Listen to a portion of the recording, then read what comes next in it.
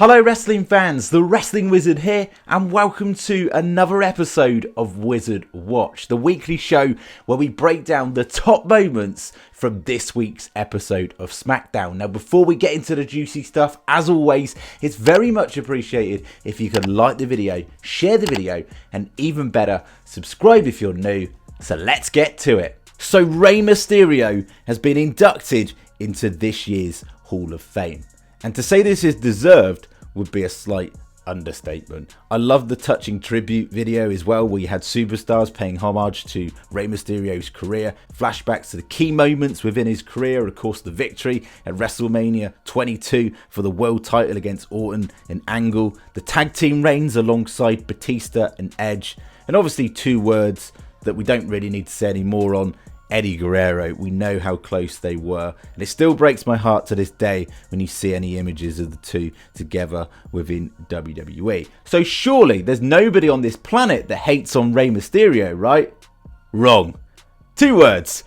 Dominic Mysterio. He came out, tried to ruin Rey's moment, and then Legado came out to even the odds, which makes sense because Santos Escobar is going to be pretty pissed still about his mask, his signed mask being destroyed. And I love the little details where you've got like Zelina Vega with the Lucha mask. I like that because this is what it's all about. Respect, which Dominic Mysterio doesn't have. Now, unfortunately, Judgment Day beat Legado, but the talking point was more about what happened at the end. Again, Dominic Mysterio is trying to get Rey Mysterio to snap. He wants him to fight him.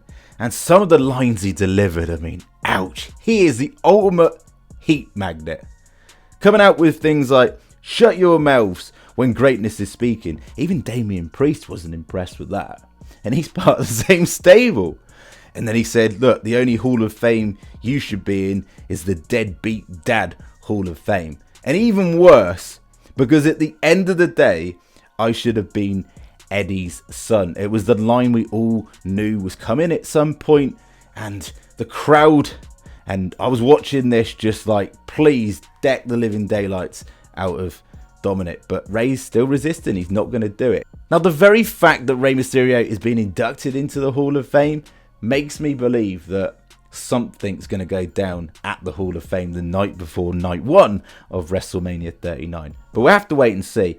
Moving on, we got to talk about the Uso segment. This was a pretty decent segment. Of course, Jey Uso coming down to the ring with his brother Jimmy and explaining his actions for what happened last week on Monday Night Raw. And I did think it was a little bit odd that we didn't see Roman Reigns. Roman Reigns was very adamant to Jimmy that he had a week to get Jey to make a decision, and then there's no sign of Roman Reigns. I thought that was a little bit odd.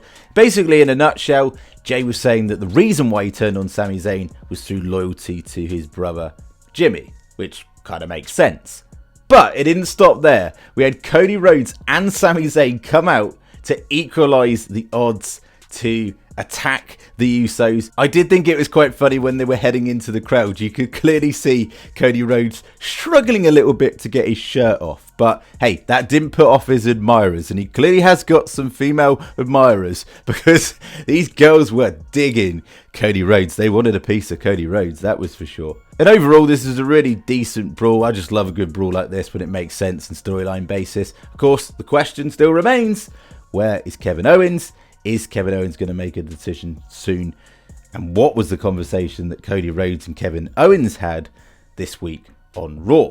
Next up, we got to talk about the fatal 5-way match for the number one contendership for the IC title. No pun intended, but this was a bit of a banger of a match. And it was ended inconclusively because, of course, we got a double pin. Drew McIntyre and Sheamus making the pin simultaneously, with two refs randomly, conveniently there. So, of course, this follows on into next week's episode of SmackDown, where we're going to have another match, this time singles match between Drew McIntyre and Sheamus for that number one contendership.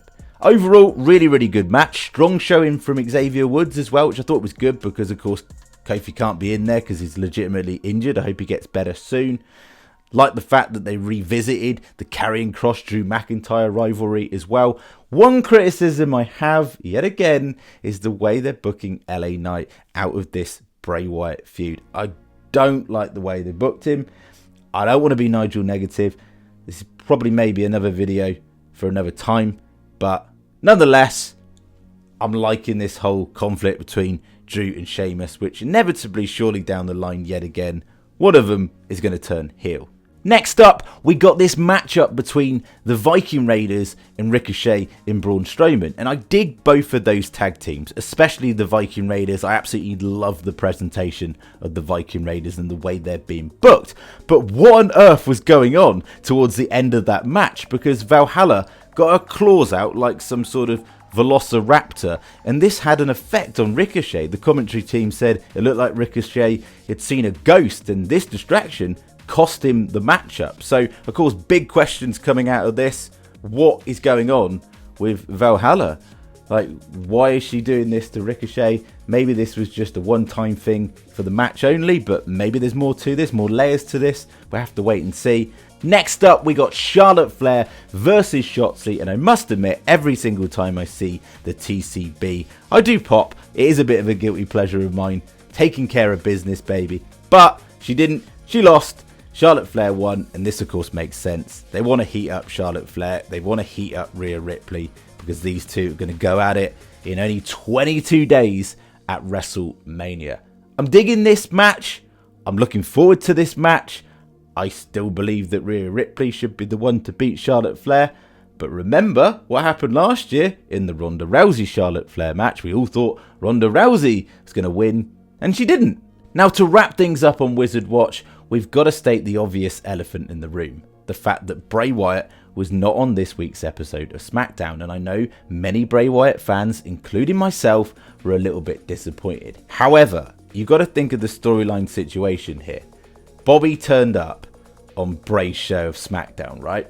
So it's possible that maybe Bray Wyatt shows up on Bobby's show of Raw this week, potentially. I'm not calling it as a definite, but just something to think about.